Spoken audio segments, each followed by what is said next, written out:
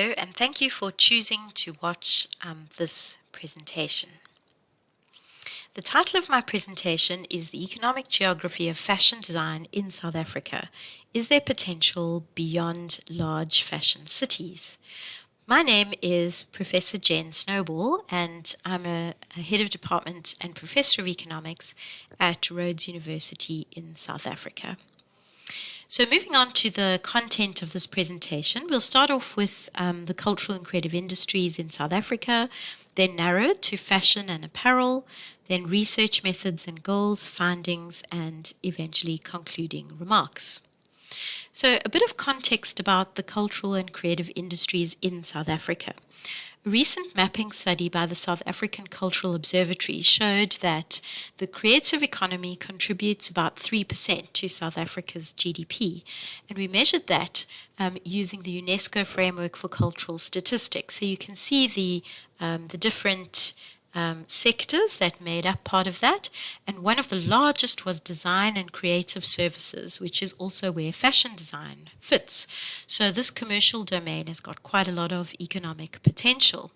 In terms of how these are distributed in the country, so spatial distribution, you can see that they are clustered around or in provinces that have large metros.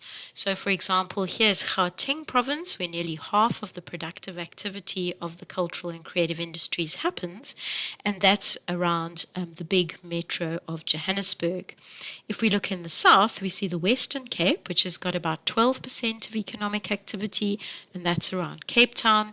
And then in KwaZulu-Natal, there's another cluster, 14% of GDP from the creative industries, and that's around Durban and eThekwini municipality.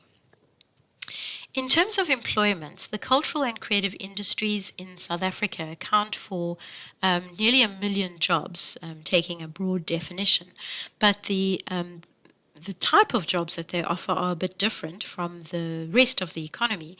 So in particular, have a look at this category here, own account workers with no employees. So these are basically the freelancers or gig economy workers, many of whom would be working in the kind of fashion sector or industry. So for cultural sector workers, this makes up nearly 35% of all the jobs, whereas for non-cultural sector workers, it makes up less than 10%. So that makes the sector very flexible, but also quite vulnerable. Let's narrow our focus now to South Africa's clothing and fashion industry.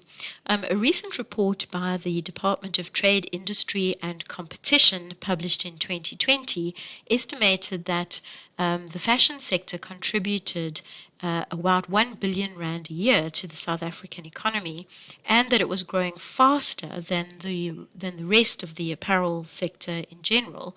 And this is good news because if we have a look at the graphs on the left-hand side, we can see that since 1996, the real GDP contribution of wearing apparel has been declining in South Africa. And this is partly because of trade liberalization post-apartheid, which I think many African economies, when they opened their economies to trade, then they found that it was very difficult to compete, partly because of global production outsourcing trends, but also because there was less protection for the sector. So in South Africa, there's been a kind of long, slow decline in the GDP contribution of the wearing apparel sector. This, of course, has also impacted on jobs. So employment in the sector has also decreased really dramatically from 1996 to 2001. It's not quite as dramatic as it looks in this bar graph because the informal sector has picked up some of the people who were transitioning out of working for these big firms into more informal jobs, some of them being fashion design firms. So these are trained people who then provide the sort of ready-made pool of labor for the sector. The profile of fashion design firms in South Africa, however, is that they are quite young. So 24% of them were less than 3 years old in 2019, and another 32% were 4 to 6 years old. They're smaller, so almost all of them had a turnover of less than 5 million a year, which puts them into the small industry category, and their markets are mostly local. So more than half only sell locally, and another 40% sell 50% or more of their goods locally. The literature on location and clustering in fashion puts big emphasis on clusters that take place in urban areas. And this makes sense because large cities provide access to markets, access to specialist services and supplies, networking, which is important for branding and marketing. And so there's been this kind of rise of the importance of global fashion cities. In an African context, this would refer to cities like Johannesburg and Lagos. But there's also literature that says that mid-sized cities might offer some opportunity. Firstly, better lifestyle and lower costs. So especially around studio space in cities, which is very expensive. So in smaller cities, that might be more affordable. Secondly, there's less competition in the city, and especially if it's your home city where you grew up, then you might have stronger networks, and that might help you to establish your brand. Bridges and Hurax published a paper on mobility of fashion designers in a Canadian context, and they found that designers were living in second-tier cities or away from the big metros and taking advantage of 3 different kinds of mobility. Temporary mobility meant that you lived in the smaller city, but you traveled regularly to the larger city for things like Fashion Week events or other important branding or marketing kind of events. Mediated mobility meant that the designer themselves didn't live in the big city, but that they worked with and had very strong networks with people and organizations who did. So, for example, your marketing manager might be based in the big city, or production could be happening in the big city. Virtual mobility, of course, refers to all the kinds of online activities, which could include social media. So you still get to connect with people in your market, but also your branding and marketing can continue online even if you are not based physically in a large city. So the goals of this research were to investigate some of these spatial patterns for fashion designers and more broadly the kind of fashion design ecosystem in the South African context. So the first step was to construct a database of fashion designers and related institutions. And the second thing we did to try and contextualize this a bit was a study of some selected designers and their mobility or location choices.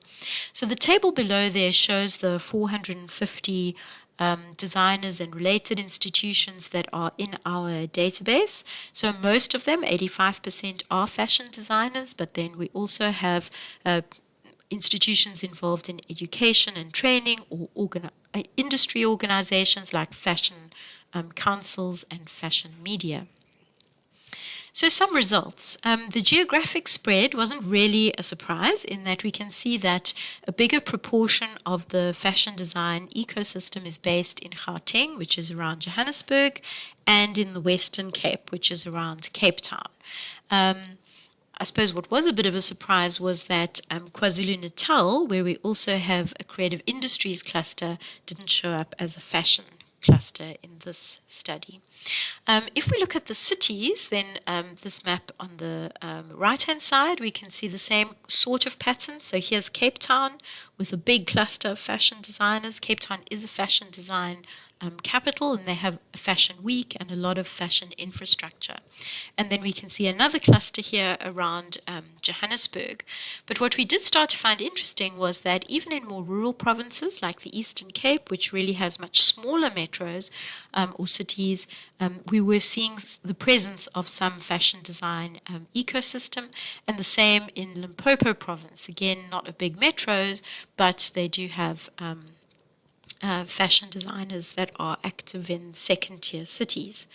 So investigating this a little bit more, we looked at, if we look at the table on the right-hand side, we have the metro, for example, Cape Town.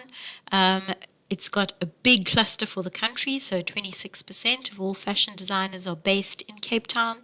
And it also, if you are in the Western Cape, then 90% of fashion designers were in Cape Town. For Johannesburg, a similar kind of picture, so also a big cluster in the country, and then 70% of all fashion designers in Gauteng province were based in the biggest metro in that province, which is Johannesburg. What we found interesting was that in provinces with smaller metros, like the Eastern Cape, so that would be here, a lower percentage of fashion designers were clustered in just one city. So in the second-tier metros, there's sort of more dispersed fashion design activity, which could offer some interesting opportunities and support the idea that you can be a fashion designer in a second-tier city. Let's have a brief look at some of the fashion design case studies. So this one is Maklosa, Africa, by Laduma Ntlokolo, and he was born in Gqeberha, formerly Port Elizabeth, in the Eastern Cape. So this could be described as a small or a second-tier metro.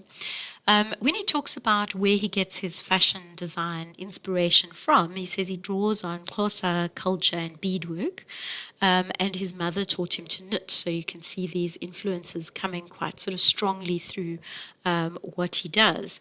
He established his brand originally in Gqeberha, where he went to university. So it was partly through the Nelson Mandela University incubator, business incubator, that he established his brand, and he's still based there to a large extent, although he now also has a branch in Cape Town at the waterfront, which is a very kind of high-end fashion market, and stockists in Johannesburg and online. So this is somebody who started in a second-tier metro, but who uses different kinds of mobility to be able to be present in bigger cities as well. Another example is Refilo Mapitso Tsaitsi, and she has just started, so in the last sort of, less than 5 years ago, a brand called Shweshwe Kini. So these are Shweshwe prints, and she talks about how they are associated with Basotho culture. She's from Lesotho, that's where she was born, and she talks about how she's inspired by her early childhood memories of her mother wearing the Shweshwe dresses for special occasions in the Lesotho landscape. So thinking back to kind of more rural, traditional cultural influences. She's basically working part-time as a fashion designer and part-time as an occupational therapist as a way of kind of funding her emerging business. She's based in Welkom, which is actually quite a small city in the Free State, but she's got a very strong online presence. So she's using virtual mobility very well to drive the success of her brand and also growing it. So to conclude, the South African creative economy makes a valuable contribution to the economy and to the employment, to international trade, and designer fashion is an important part of that.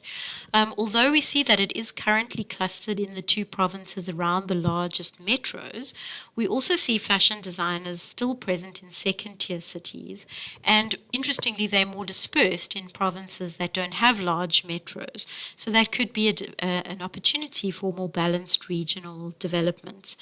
And the way that fashion designers seem to be managing this is to take advantage of different kinds of mobilities in order to still be able to reach their markets. The case studies reflect this, although many base their designs on cultural heritage from home, so often in more rural locations. So there's still strong linkages with the city, and some of them are now also selling in the big cities. So it seems like step one might be to establish yourself in your local or your home base, and then to expand into Johannesburg and Cape Town. But there's definitely more need for understanding how the fashion ecosystem operates in South Africa, and also into African markets beyond. Thank you for listening to the presentation. Here is my email address if you would like to contact me.